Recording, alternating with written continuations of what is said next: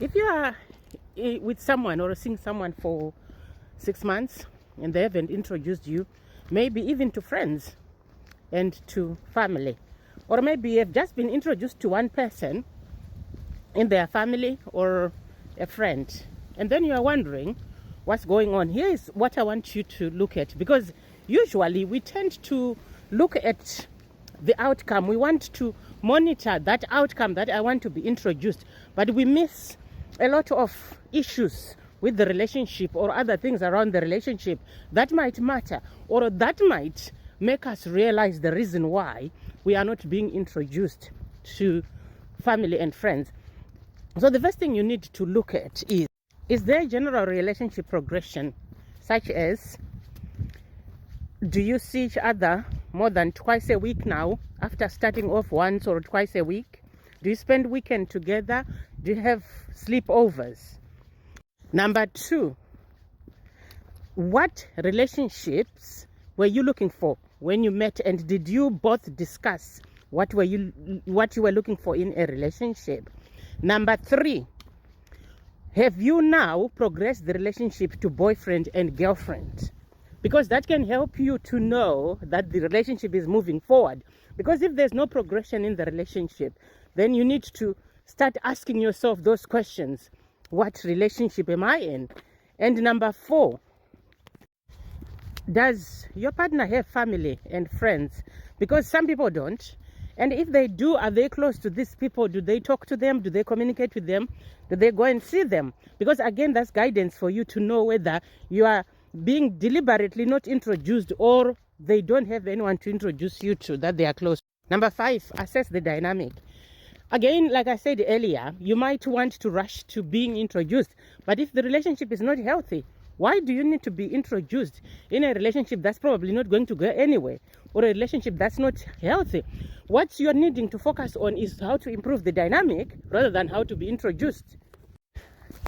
Number 6, assess how you are navigating the dynamic. Again, an important factor, because you might just be seeing each other to sleep together. That's all. You might not go on dates, or maybe you just go on dates and then you sleep together, but there's no quality time that you spend together without sleeping together, without having sex.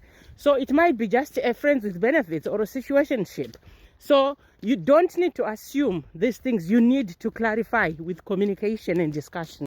Number 6, what does your partner refer to you as? Number 7, sorry.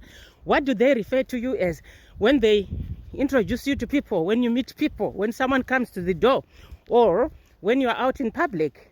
Because again, that's helpful for you to understand. They might call you my girl or my man, but what does that mean? Did they say you are my boyfriend or my girlfriend? And even though they've said that, you need to clarify to them, oh, hi, I really loved it when you say to me, I'm your girlfriend, when you introduce me. Does that mean to say we are officially girlfriend and boyfriend? Or maybe, can you explain that to me, please? Number 8, do an objective evaluation of the life question and trigger. And this is important. And this is something that I keep repeating to you, that you need to understand why you are in a certain situation and what you can do differently by objectively evaluating your trigger. It's a trigger. It's a life question. Look into the situation that you are in and how it's making you feel. And then what are the unmet needs? And what can you do for yourself? And what do you want your partner to do? Work out what's yours and what's your partner's, so that you don't jump in and start accusing somebody. You need to take responsibility for the fact that perhaps you didn't discuss relationship goals, you didn't discuss relationship progression, you have just been together without knowing what kind of relationship you are in. And then the next thing, when we have done an objective evaluation, number 9, be curious. Don't just jump in and ask them. If you didn't discuss relationship goals, say to them, hey, I'm aware that we probably didn't discuss this earlier on, but I'm wondering what you are looking for in relationship, because I'm looking for commitment. And then leave it to them to tell you. If you're not looking for same, then you need to prepare to leave, which will be number 10 when I discuss it. If you already discussed what you are looking for and your partner knows what you are looking for, you know you are on the same page, you need then to say to them, I'm just curious about whether you've got family, because I would like to introduce you to my family, and I just wondered what you think about introducing me to your family too, since we are in a committed relationship.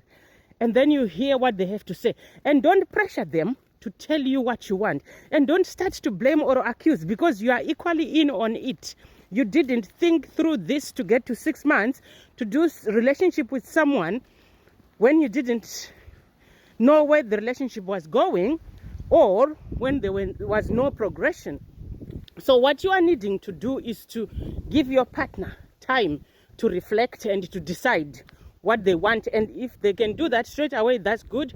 If not, give them time to come back to you. But you also need to have your own timelines to decide if this person does not come back to me with an answer in the next month, or they haven't introduced me in the next month or two, then I need to realize that this relationship is probably not going to go anywhere, and I need to act in my best interest. Which then takes us to number 10. You assess, you have given them space, and you wait for them to decide what they want. At the same time, you are not focusing on the matter. You are focusing on your life and living your life, focusing on gravitating towards your interests and hobbies, and gravitating towards people who might or will be there for you if the relationship ends. Invest in your circle.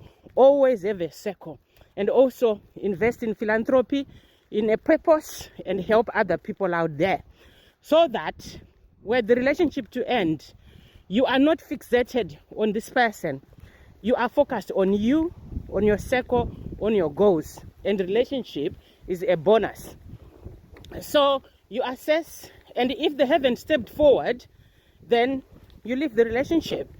You leave the relationship because you have learned to live without this person, and you are now acting in your best interest, which is what is more important for you than just to stay with somebody for the sake of being in a relationship, but knowing that this relationship is not good for you.